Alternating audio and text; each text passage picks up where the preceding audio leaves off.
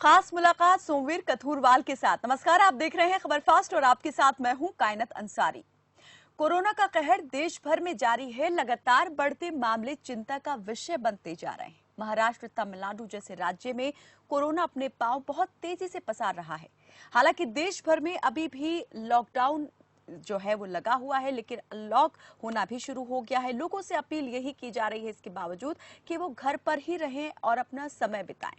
लेकिन सवाल यही खड़ा होता है कि आखिर घर पर रहकर जनता पूरा दिन खुद का मनोरंजन कैसे कर सकती है, लोग कैसे खुद को रोक सकते हैं, वो खुद को खुश कैसे रख सकते हैं। और खबर फास्ट एक जिम्मेदार चैनल होने के नाते जनता की ये बात, ये डिमांड अच्छी तरह से समझता है। इसीलिए वो हर रोज नए नए कलाकारों से आपको रूबरू करवाता है और आज भी एक ऐसे ही कलाकार से हम आपको मिलवाने जा रहे हैं। जी हाँ, इस कलाकार का नाम है सोमवीर कथूरवाल। हरियाणवी सिंगर को जो है लोग काफी पसंद करते हैं। हरियाणवी सिंगर हैं आप और इनके गानों की दीवानगी देखते ही बनती है। ये जब रागिनी गाते हैं तो सुनने वाले बस सुनते रह जाते हैं। और यही नहीं, सोमवीर सोशल मीडिया प्लेटफॉर्म्स पर भी काफी लोकप्रिय हैं। तो आज हम इनसे जानने की कोशिश करेंगे कि आखिर आजकल घर पर रहकर ये किस तरह अपना संगीत जो है उसे निखार रहे हैं, ये कैसे कोरोना के प्रति लोगों को जागरूक कर रहे हैं, कोरोना को लेकर आखिर इनके मन में क्या है, ये सवाल भी आज हम इनसे जानने की कोशिश करेंगे खुद इनकी जुबानी। तो चलिए कर लेते हैं अपने मेहमान का रुख। हमारे साथ जुड़ चुके हैं सोमवीर कथूरवाल। बहुत स्वागत है सर आपका हमारे साथ इस खास कार्यक्रम में जुड़ने के लिए। सभी दर्शकों को नमस्कार करता हूँ और जी स्पेशली खबर फास्ट को नमस्कार करता हूँ कि सबको सबसे रूबरू करवाने का मौका दिया। जी, बहुत बहुत शुक्रिया आपका। सोमवीर जी, आप हरियाणवी संगीत के लोक संगीत के एक महारथी हैं। काफी आपने जो है इसमें नाम भी कमाया है। लोग आपको बखूबी जो है जानते भी हैं, पहचानते भी हैं। लेकिन आज हम बात करेंगे इस पहचान के बनने से पहले वाले सोमवीर कथूरवाल की। ये जी, सफर कैसे और कब शुरू हुआ, यहाँ से आज शुरुआत करते हैं। ये सफर मैं आपको बता दूं कि जो हमारा काम है, जो गाना हमारा काम है, जी वो हमारा खानदानी काम है। मुझसे पहले मेरे फादर साहब बहुत जबरदस्त सिंगर थे। वो हालांकि वो हमारे बीच नहीं, 18 साल हो गए उनको एक्सपायर हुए। हम्म। लेकिन जैसे आपने सुना हो, पंडित लक्ष्मीचंद का नाम सुना होगा, जी जी। जो उनके ऊपर अब फिल्म भी बन रही है। अपने जो बहुत ही खास कलाकार हैं यशपाल शर्मा जी, अपने हरियाणा की शान जी, है। तो वो उनके ऊपर बॉलीवुड की फिल्म बना जाना रहे हैं। पहचाना चेहरा है। बिल्कुल बिल्कुल, वो उनके ऊपर फिल्म बना रहे हैं। तो पंडित लक्ष्मीचंद जी बहुत ही अच्छे कवि थे, बहुत अच्छे राइटर थे। उनकी एक सांग मंडली होती थी, हम्म। वो सांग करते थे। तो उनके बाद उनके सुपुत्र हुए पंडित तुलेराम जी। तो मेरे फादर साहब जो थे सत्य कथुरवाल, उनको उनको जो नाम, वैसे तो उनका नाम सतबीर था, सतबीर कथुरवाल, तो उनको सत्य कथुरवाल बोलते थे। तो वहां से उन्होंने गाने की शुरुआत की। तो मेरा जो बैकग्राउंड है वो हमारा खानदानी बैकग्राउंड है, जो जी। हमारा गाने का जो बैकग्राउंड है। हम्म। हाँ जी। तो काफी। जी। गाने की शुरुआत तो काफी बात हुई थी, मतलब कि मैं स्कूल टाइम से गाना स्टार्ट कर दिया था। लेकिन जो विरासत में मिला हुआ है वो असली संगीत है मेरा। जी, जैसा कि आपने अभी जिक्र किया कि आपके जो पिताजी थे वो बहुत अच्छे यहाँ पर गीतकार थे, संगीत जो है उसमें मंचे हुए थे। जी तो बिल्कुल। पिताजी से पहले भी क्या यहाँ पर इस विरासत को कोई आगे बढ़ा रहा था, या पिताजी आए और उसके बाद आपने उनकी विरासत को संभाला? एक सांगी हुए हैं धनपत सांगी, हम्म। वो उनका भी काफी नाम हुआ है। जैसे कि पंडित लक्ष्मीचंद जी हैं, पंडित मांगीराम जी है, और जाट मेहर सिंह है। इसी तरह से धनपत सांगी हुए हैं, हम्म। उनका भी काफी नाम रहा है। तो धनपत सांगी सांगी के जो गुरु थे जी। जम्मू अमीर, हम्म। तो वो मेरे परनाना थे, यानी कि मेरी दादी के फादर साहब। क्या बात है, यानी कि हाँ, ये तो बिल्कुल हमारा खून में रहा बैक, है संगीत आपके। जी बिल्कुल बिल्कुल। और हरियाणा में ये जो संगीत का इतना आज हम देख रहे हैं कि मान सम्मान जो है वो बढ़ते जा रहा है। सिर्फ हरियाणा ही नहीं, देश में भी, पूरे देश में इसको इतना पसंद किया जा रहा है। तो ये जड़ें जो है यहाँ से जुड़ी हुई हैं और एक बड़ा रोल जो है वो आपके कह सकते हैं कि परिवार का इसमें रहा है।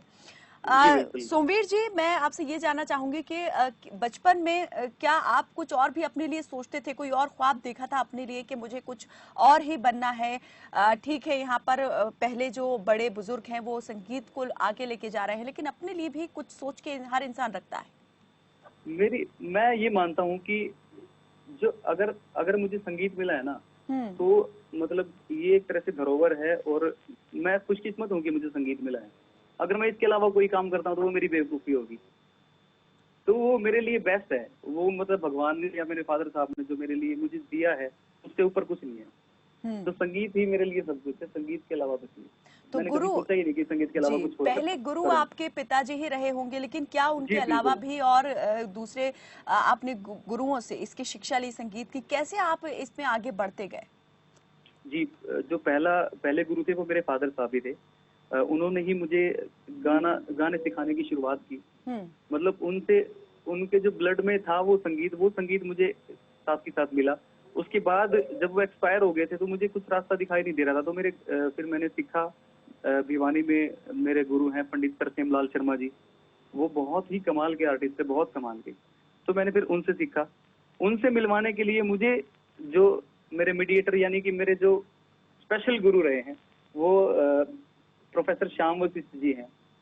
जी। तो उनसे भी मुझे बहुत बहुत कुछ सीखने को मिला। मुझे जो बोलने का तरीका या जो स्टेज परफॉर्मेंस का तरीका जो सीखा है मैंने, सब कुछ उनसे सीखा है, प्रोफेसर श्याम वशिष्ठ जी से। सोमवीर जी, जैसे आपने बताया कि पिताजी से आपने सीखने की शुरुआत की, तो मैं ये जानना चाहती हूँ कि कौन सी उम्र से ये सिलसिला जो है शुरू हो चुका था आपके संगीत सीखने का, और फिर जो है जब आप दूसरे गुरु की संगत में पहुंचे, उनके सानिध्य में पहुंचे, तो आपकी उम्र जो है वो क्या रही होगी? जब मेरे फादर साहब एक्सपायर हुए थे तब मैं 15 साल का था। अब आप देख लीजिए कि 15 साल का बच्चा कितना होता है, बहुत कम समझदार होता है। जी। फिर भी एक मैं ये मानता हूँ कि उन्होंने जो मुझे सिखाया वो मेरा बेस है, मेरा आधार है। उसको लेके मैं आगे बढ़ाऊं, उसको मैंने पॉलिश किया है। तो जो मेन जो कलाकारी है वो मुझे मेरे खून में मिली है, मेरे फादर साहब की तरफ से। और कुछ चीजें हैं जो उन्होंने मुझे स्पेशली बैठ के सिखाई है, बाकी तो उनकी देन है। उनको सुन सुन के मैंने बहुत ज्यादा सीखा है। हुनर तो आपको मिला ही था और उसको और पॉलिश भी आपने किया, लेकिन लोगों के सामने कब आप जो है अपने इस हुनर के साथ जो है वो पेश हुए, कब आपने इसका मुजाहरा किया? एक मेरी रागनी बहुत मतलब चली थी, हरियाणा में काफी चली थी, घालदे पियाने। तो मेरी शुरुआत असल में वहां से हुई थी। एक एक फेस्टिवल होता था, open youth festival, sports department का होता था वो। तो उसमें पार्टिसिपेट किया था, जहाँ से मेरी शुरुआत हुई थी, जहाँ से मैंने ऑडियंस के सामने खड़ा होकर गाने की कोशिश की थी पहली बार जी। तो वो मेरी शुरुआत रही थी। उसके बाद जैसे फिर फेस्टिवल में पार्टिसिपेट करते गए, कॉलेजेस में एडमिशन लेते रहे, तो फिर वो आगे बढ़ता गया। फिर किसी ने कहा कि यार हरियाणा का जो म्यूजिक है उसमें काफी सुधार की गुंजाइश है। अब हमारी तो क्या औकात है कि हम किसी संगीत में सुधार कर सके, संगीत में कोई सुधार हो ही नहीं सकता, संगीत अपने आप में एक परिपूर्ण चीज है। बस ये है कि हरियाणा को एक लेवल देना, एक अच्छे काम की शुरुआत करना, हमने बड़ी मतलब अपने तन्मयता से कोशिश की, बस वो मैं ये कहना चाहूंगा। तो इन कोशिशों में क्या क्या चीजें शामिल रही, इस पर तो हम बात जरूर करेंगे, लेकिन अभी जब आपने यहाँ पर बात छेड़ी है संगीत की, रागनी की आपने बात की जिससे आपने शुरुआत की थी, तो हम चाहेंगे थोड़ा सा आप हमें उसके कुछ बोल जो है वो जरूर यहाँ पर सुना दें। जी जी, मैं 2 लाइनें सुना देता हूँ। जी। गाल दे पिया ने जिया ने काल ना करे, गाल दे पिया ने जिया ने काल ना करे, हे मारू जोड़ रही हाथ, दुख पाग्या गात है, यानी गोरी पिया बिना जीवती मरे है, घाल दे पिया ने जिया ने काल ना करे। तो क्या ये थी बात वो है रागनी। जी, बहुत खूब, बहुत ही बढ़िया। तो फिर इसके साथ साथ आप संगीत तो सीख ही रहे थे, लेकिन यहाँ पर जैसे स्कूलिंग की बात अगर हम करें, कॉलेज की बात करें, तो इस दौरान भी ये सिलसिला आपने किस तरीके से जारी रखा? क्या कभी इसको मतलब साथ साथ लेकर चलने में मुश्किलें पेश आई? नहीं, कोई मुश्किल नहीं थी, क्योंकि मुझे अपना एक एम दिखाई दे रहा था कि संगीत से ही आगे निकलना है, संगीत में ही आगे जाना है। तो मैंने जैसे जैसे पढ़ाई जारी रखी, तो बीए में मैंने मतलब मैं आर्ट से ही की थी, और मैं मतलब म्यूजिक को ही आधार रख के अपनी ग्रेजुएशन की, और जी। मैंने एमए में भी मतलब संगीत से ही एमए कंप्लीट की अपनी पोस्ट ग्रेजुएशन। तो ऐसी कोई मुश्किलात मुझे नहीं आई कि जो संगीत, क्योंकि मेरी जब जो मुझे पता है कि मुझे करना ही संगीत है, तो उसके साथ साथ पढ़ाई भी चलती रही। जी। नाम और शोहरत के लिए और काम आपको मिले, इसके लिए बहुत ज़रूरी होता है कि कोई एक पीछे जो है वो भी आपके खड़ा रहे, कोई गॉड फादर जो होता है उसका रोल भी यहाँ पर काफ़ी अहम माना जाता है। तो क्या आपके साथ कुछ ऐसा हुआ, या आपको अपनी पहचान के लिए खुद ही बहुत संघर्ष करना पड़ा? जी, खुद तो संघर्ष करना पड़ा ही, लेकिन मैंने आपके आगे अभी जिक्र किया था कि जो डॉक्टर श्याम वशिष्ठ जी हैं, जी जी। उनका उनका मेरी जिंदगी में मुझे मतलब एक लेवल पर लेके आने में, एक स्तर पर लेके आने में बहुत ज्यादा योगदान रहा है उनका। क्योंकि क्योंकि स्कूल लेवल तक मुझे पता ही नहीं था कि मुझे करना क्या है, सिर्फ ये पता था कि संगीत में कुछ करना है, लेकिन प्लेटफॉर्म नहीं पता था कि कौन सा प्लेटफॉर्म से कैसे उस शुरुआत टाइम करते हैं। शौक या गाते थे आप? बिल्कुल शौकिया गाता था। तो जब मैंने कॉलेज में एडमिशन लिया, first year second year government college Bhiwani में मैं रहा। उसके बाद वहां पे वो ड्यूटी पे थे, सुपरिटेंडेंट की ड्यूटी पे मैं एग्जाम दे रहा था।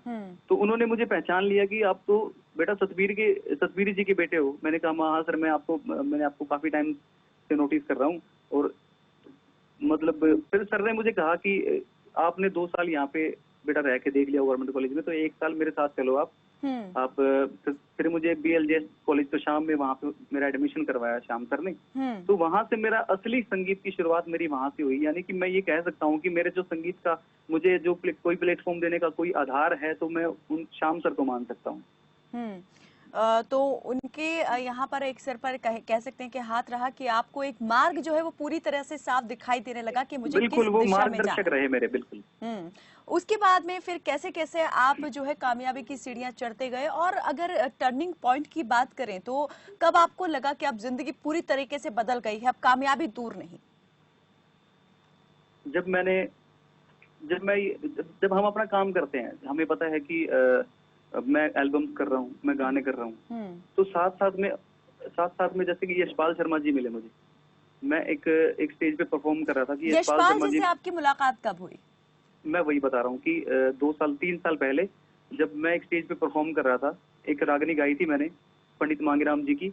तो वहां पे यशपाल शर्मा जी मुझे मिले। यशपाल शर्मा जी ने मतलब मेरी रागनी खत्म होने के बाद खड़े होकर तालियां बजाई, मुझे आगे पीछे मिले और बड़ी तारीफ की। और पीछे अगले दिन मेरे पास फोन आया उनका कि बेटा मैं फिल्म कर रहा हूँ पंडित लक्ष्मी सिंह जी के ऊपर, और मैं ये चाहता हूँ कि आप मेरी फिल्म में गाएं। तो वहां से वो मेरा टर्निंग पॉइंट था, जहां से मुझे ये लगा कि अब फिल्मों में इससे शुरुआत हो सकती है संगीत की। जो हमारा हरियाणा का संगीत जिसको हम अपनी धरोहर मानते हैं, जो हमारा सांग विधा है, उसको अब फिल्मों में लेके जाया जा सकता है, जो असली संगीत है जिसको कहा जा सकता है हरियाणा का।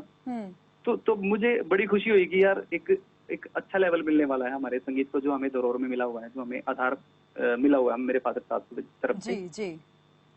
हाँ, तो वो एक टर्निंग पॉइंट था मेरा लाइफ का। और अभी वो फिल्म आने वाली है, थोड़ा सा लॉकडाउन का वो हो गया, वरना वो जून जुलाई के आसपास रिलीज होनी थी। तो अभी वो रुकी, थोड़ी सी लॉकडाउन की वजह से रुकी हुई है, वरना वो इस साल के एंड तक शायद रिलीज हो जाएगी। बहुत अच्छी मूवी बनी है, सबसे गुजारिश है कि उसे देखें और ज्यादा से ज्यादा थिएटर में जाएं और अपने कल्चर को बढ़ावा दें। बिल्कुल। सोमवीर जी, जो हरियाणा की ब्यूटी कही जाती हैं, डांसिंग यहाँ पर क्वीन कही जाती हैं, सपना चौधरी, उनके लिए भी आपने यहाँ पर गाने गाए हैं। तो हम चाहेंगे जरा उन गानों के भी कुछ अंश आप यहाँ सुनाएं, और जरूर अगर कोई उनसे जुड़ा हुआ, उन गानों के रिकॉर्डिंग से जुड़ा हुआ या शूटिंग से जुड़ा हुआ कोई किस्सा जो आपको अभी भी बहुत जहन में ताजा हो, वो भी हमारे साथ शेयर करें। सबसे पहला गाना जो सपना जी के साथ हमने किया था वो था राम की सू, जिसकी ये आपने वो फोटोज लगा रखी है ना, वो उसी गाने की है। जी जी। राम की सू की। तो क्या हुआ था कि जब पहली बार मैं वो गाना लेके, मैं और कुलदीप राठी हमारे डायरेक्टर हैं इस गाने के, तो जब हम पहली बार गाना लेके सपना जी के पास गए, तो हमने कहा मैम सुनिए गाना। उन्होंने सुना, एकदम से वो ऐसे आंखें बंद करके सुनती रहे उसको। तो जब पूछा हमने कि मैम कैसा लगा गाना आपको, तो उन्होंने कहा कि ये गाना नहीं है। तो हमने कहा फिर ये भजन है। नहीं भजन नहीं है, ये सुकून है। उनकी ये वर्ड थे कि ये सुकून है। अच्छा, थोड़ा सा आप उस टाइम पर नर्वस कहीं ना कहीं हो गए जब सपना जी ने कहा कि ये गाना नहीं है? वो एक बार हुआ कि ये मतलब क्या कहना चाहती हैं समझ नहीं आया। तो वो जब उन्होंने कहा ना कि ये सुकून है, मतलब हरियाणा की जो गायकी होती है वो इसमें नजर आ रही है, जो हरियाणा का कल्चर है, ये जो हरियाणा का फोक है वो इसमें नजर आ रहा है। तो वो चीज वो थी, वो एक जो आप कह रहे हैं कि एक ऐसा पॉइंट जहाँ पे ये लगा था कि हम रिप्रेजेंट कर रहे हैं अपने हरियाणा को। तो क्या जी। हुआ कि वो गाना जैसे हुआ, उसके बाद मैंने 2-3 गाने और किए हैं सपना जी के साथ, लेकिन वो हमारा सबसे बेस्ट है। उसके बाद एक और उसी तरह का गाना किया हमने, अभी भी शूट किया, संडे को शूट करके आए थे हम गुड़गांव। इसी तरह का गाना है, वो भी मैं आपको सुनाऊंगा, लेकिन जी 2 लाइनें मैं इसकी सुनाना चाहता हूँ राम गीतों की एक बार। बिल्कुल बिल्कुल। मैं भरण गई थी नीर राम की सूं,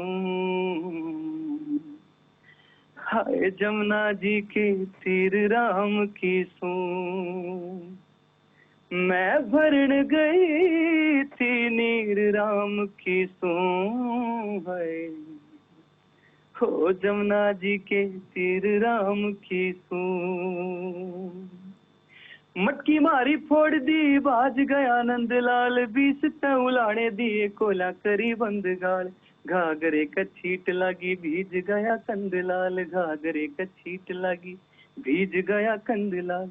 ओ ओए कपड़े झीरम झीर राम की सूं, है हो जमुना जी के तीर राम की सूं। तो ये था वो गाना जी जो मतलब एक तरह से एल्बम्स में हमने एक यूनिक चीज देने की शुरुआत की, क्योंकि हर कलाकार, हर जो हरियाणा का आर्टिस्ट है वो डीजे के गानों के पीछे पड़ा रहता है कि डीजे पे बजना चाहिए, डीजे पे बजना चाहिए। जी तो जी। हम एक ये जो यूनिक चीज लेके आए थे हरियाणा के लिए, जो कि हरियाणा का फोक भी है। हरियाणा के बहुत बड़े राइटर हैं पंडित मांगेराम जी, जो पंडित लक्ष्मीचंद जी के साथ जिनका नाम आता है, जी। तो उनका लिखा हुआ है ये। यहाँ पर जब आप गानों के रिकॉर्डिंग करते हैं और आपने कई गानों में खुद यहाँ पर एक्ट भी किया है, तो दोनों में से क्या किसमें सबसे ज्यादा आपको मजा आया? मैं बता दूं कि आपको, जब जो गानों में जो एक्ट करता है वो मैं नहीं हूँ, वो मेरा छोटा भाई है कपिल। अच्छा। हम दोनों की शक्ल इतनी ज्यादा मिलती है कि लोग पहचान नहीं पाते कि मैं ही हूँ या कपिल है। तो मुझे तो असल में जो मजा आता है वो रिकॉर्डिंग में, यानी कि सिंगिंग ये करने में मजा कंफ्यूजन आता है। अक्सर लोगों को हो जाता है, हमें भी ये कंफ्यूजन हो गया। तो छोटे भाई जो है वो अदाकारी में ही इंटरेस्ट रहता है या आप उनको गाना वाना भी सिखाते हैं? उसका अदाकारी में इंटरेस्ट है, वो एक्चुअली उसने थिएटर का रखा है। मतलब हमारा काम ऐसा है कि हमने हमने सीख रखा है। उसने उसने थिएटर का रखा है, उसने फेस्टिवल में नाटक किए हुए हैं, जो कि वो जिस वजह से जो हमारा ज्यादातर गानों में हम जो काम करते हैं, एक्ट करते हैं, जी वो जी। नाटक किए हुए हमें वहां पे काम आते हैं। जो मैंने संगीत सीख रखा है वो मुझे अपने गानों में काम आता है, चलिए ये भी बहुत जिससे खूब है कि हाँ रंगमंच की दोनों हाँ ही कलाओं को आप दोनों जो हैं आगे लेके बढ़ रहे हैं। जी हम बिल्कुल। आपसे ये जरूर जानना चाहेंगे कि जब आपने यहाँ पर गाने की शुरुआत की अपने पिताजी के टाइम में, आपने देखा संगीत की दुनिया को, तब से जी, और अब में आप कितना बड़ा अंतर आप मानते हैं कि आ गया है और इसे कैसे देखते हैं? जिस टाइम मैं अपने फादर साहब को गाते हुए सुनता था, तो मैं आपको एक चीज बताता हूँ कि अपना हरियाणा का जो फोक है, हमारे हरियाणा का जो फोक है, मेरे हिसाब से वो बेस्ट फोक है। बिकॉज जो सांग होता है उसको वैसे स्वांग बोलते हैं, स्वांग। जी। उसमें क्या होता है, उसमें गाना भी होता है, बजाना भी होता है, डांस भी होता है और नाटक भी होता है। एक लौती ऐसी विधा है दुनिया की जिसमें ये सारी चीजें होती हैं, स्वांग। तो स्वांग। जो इसलिए मैं ये मानता हूँ कि अपना जो हरियाणा का जो फोक है, जो सांग विधा है, वो सबसे बेस्ट है। हम वैसे तो हमें किसी के साथ कोई कंपैरिजन नहीं करना चाहिए। जी। हम अपने लिहाज से ऊपर हैं, बाकी स्टेट अपने लिहाज से ऊपर हैं। लेकिन मैं ये मानता हूँ कि अपना जो फोक है ना, उसकी बराबरी नहीं है। एक बार क्या हुआ था कि मैं एक रागनी पर गा रहा था। मैं आपको उसके बाद उसकी वो एक किस्सा बताता हूँ कि जी। क्या हुआ। हमारी जो बजाएगी है, सांग की बजाएगी, वो बहुत मुश्किल बजाएगी है कि बहुत जैसे क्लासिकल सीखे हुए बंदे होते हैं ना, उनके भी समझ से बाहर है वो उनके भी ऊपर से जाता है कई बार वो, कि यार इतना मुश्किल कैसे बजा रहे हैं ये लोग, कि इतनी बढ़िया तैयारी दिखाने के बाद, हाइया लगाने के बाद वो फिर भी सम पे आ रहे हैं, और वो समझ भी नहीं आ रहा कि कैसे आ रहे हैं। मैं एक रागनी गा रहा था नेशनल लेवल पे, एक रागनी मेरे फादर साहब ने गाई हुई है वो, जी। उनकी सुन के मैंने सीखी थी वो रागनी थी, मत जाओ पिया। तो वो रागनी मैं गा रहा था, तो सामने जजेस बैठे हुए तीनों, और वो काउंटिंग करने लगे ताल की कि ये ताल कैसे हो रही है, ये कैसे हो रहा है, बीच में ये इतना अजीबोगरीब काम करने के बाद, इतनी तैयारी दिखाने के बाद वो सम पे कैसे पहुंचते हैं। उन्होंने मुझे स्पेशली बुलाया। जनरली ऐसा होता नहीं कि जजेस किसी आर्टिस्ट को बुला के उससे पूछे कि ये क्या था, है वो उनका बस ये होता है कि अपना फैसला देना है और बस चले जाना है। उन्होंने मुझे बुलाया, उन्होंने मुझसे पूछा कि बेटा ये कौन सी गायकी थी, ये कौन सी बजाएगी थी। तो मैंने उनको बिल्कुल खोल के बताया कि सर ये प्योर क्लासिकल बजाएगी है। सिर्फ एक ये है कि ये लोग जो बजाने वाले होते थे उस टाइम सॉन्ग में पढ़े लिखे नहीं होते थे, उनको क्लासिकल की ज्यादा समझ नहीं थी, यानी कि जो मैथमेटिकल क्लासिकल होता था उसकी समझ नहीं थी। लेकिन वो इतने ज्यादा समझदार थे कि उन्होंने जो रियाज किया उसकी वजह से वो बजा पाए थे। तो मैंने उनको सारी चीजें समझाई, तो उन्होंने कहा हाँ हमें समझ में आ गई ये चीजें कि यार ये बहुत ही यूनिक फोक है आप लोगों का, और आप यानी लोगों के जजेस लिए को भी आपने मुश्किल में डाल दिया कि वो भी समझ नहीं पा रहे थे कि ये किया तो बंदे ने किया कैसे। थोड़ा सा आगे बढ़े हम, इससे पहले मैं चाहूंगी थोड़ा सा आप वो अंश हमें सुना दें उस रागनी का, और जिस बजाएगी की आपने बात यहाँ पर की कि बहुत मुश्किल होती है, अगर थोड़ा सा आप उसका भी यहाँ डेमो अगर दे सके तो हम चाहेंगे आप जरूर दें। वो डेमो तो मैं नहीं दे सकता क्योंकि मेरे पास कोई इंस्ट्रूमेंट नहीं है यहाँ पे, तो मैं बस वो रागनी बता सकता हूँ कि सुना सकता हूँ। चलिए सुनाइए जी। ओ मत जाओ पिया, मत जाओ पिया,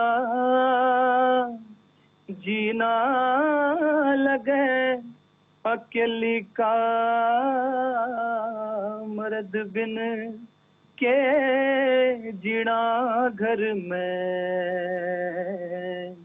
बहू नई नवेली का, मत जाओ पिया, जीना लगे अकेली का मर्द बिन के, जीना घर में बहू नई नवेली का। मैं एक और खास बात अपनी हरियाणा की गायकी की बताना चाहता हूँ, जो सांग विदा होती थी कि रागनी जिसका जो नाम पड़ा है, जो हम रागनियां गाते हैं, रागनी जिसका नाम पड़ा है वो राग की वजह से रागनी नाम पड़ा है। यानी कि जो हमारे जो चीजें होती थी, हमारी जो रागनियां होती थी वो राग आधारित होती थी। जो ये मैंने रागनी गाई है ये राग अहीर भैरव पे आधारित है। इसके अलावा मैं भैरवी की कई रागनियां गाता हूँ, मैं राग यमन की कुछ रागनियां गाता हूँ। तो मैं ये कहना चाहता हूँ कि वैसे तो उसके बाद काफी बदलाव हुआ है, यानी कि सांग विधा के बाद जो घड़वा बैंजो की गायकी आ गई थी, वो तो ज्यादातर जैसे फिल्मी धुनों को कॉपी करके उन पे रागनियां गाते थे। लेकिन तो आप मैं क्या ये कहना मानते चाहता हैं हूँ कि अभी ये जो एक पुराना फोक संगीत है हरियाणा का, जो विरासत है, कि इसको अब समझने वाले या इसको प्ले करने वाले अब कम होते जा रहे हैं और लोग अब जो एक ढर्रा बन चुका है उसी पर चलते जा रहे हैं? असल में ये बड़ी मतलब अजीबोगरीब बात है कि हम ये कहें, एक तरफ हम एक धार्मिक फिल्म रख दें, चला दें, और एक तरफ हम जो आजकल की फिल्में जैसे चलती हैं उनको चला दें, तो जो लोगों का रुझान होता है ना वो आजकल की फिल्मों की तरफ ज्यादा होता है। ये फैक्ट है। जब हम लोगों को वो सुनाएंगे ही नहीं तो लोग सुनेंगे कैसे? हम जो देंगे, जो हम उनको परोसेंगे वही तो खाएंगे ना वो। असल में बात ये है कि हम वो चीजें उनको दे ही नहीं रहे हैं। बिल्कुल, ये उससे फर्क है बहुत बस आज दूर के गाने हम में आ पहले चुके गाने। हैं। सोमवीर जी, एक और मैं सवाल आपसे करना चाहूंगी कि हरियाणा के कल्चर को तो आप अच्छे से बढ़ा ही रहे हैं आगे, लेकिन बॉलीवुड का भी कई हरियाणवी कलाकार जो है वो रुक कर चुके हैं, सिंगर्स भी बहुत ज्यादा जो है वो बॉलीवुड में गाते हुए सुनाई दे रहे हैं। तो क्या आप भी इस तरह से अपना फ्यूचर आगे प्लान करके चल रहे हैं कि बॉलीवुड के लिए भी आपको गाने का मौका मिले? हर आर्टिस्ट का ये सपना होता है, हर सिंगर का ये सपना होता है कि, क्योंकि सबको एक वही चीज दिखाई देती है, मछली की आंख। तो सभी कोशिश उसी के लिए करते हैं। मेरा भी ये सपना है कि मुझे भी किसी फिल्म में, बॉलीवुड की मूवी में गाने का मौका मिले। किस एक्टर के लिए गाना चाहेंगे?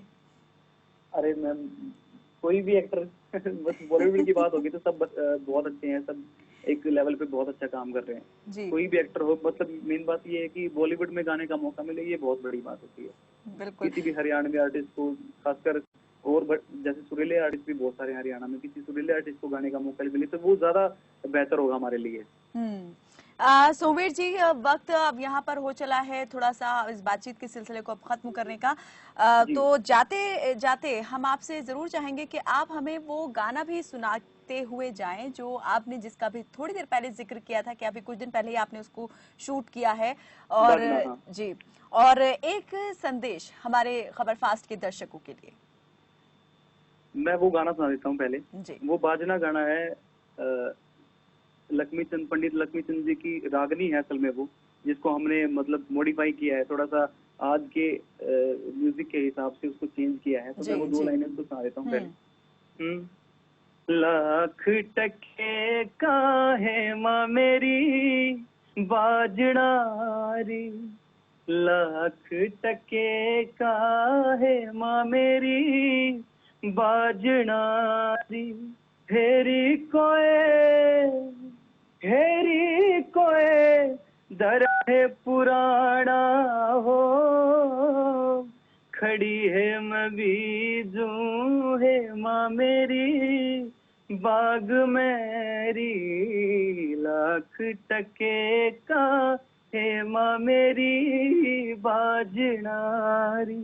तो ये वो गाना था जी। और खबर फास्ट के दर्शकों के लिए यही संदेश है कि अभी जैसे कोरोना की महामारी चल रही है, सबसे गुजारिश है, अनुरोध है कि हम अपनी एक बेवकूफी से किसी बेकसूर को मतलब मुश्किल में मौत न के डालें। जी। मुश्किल में डाल सकते हैं, मौत तक पहुंचा सकते हैं।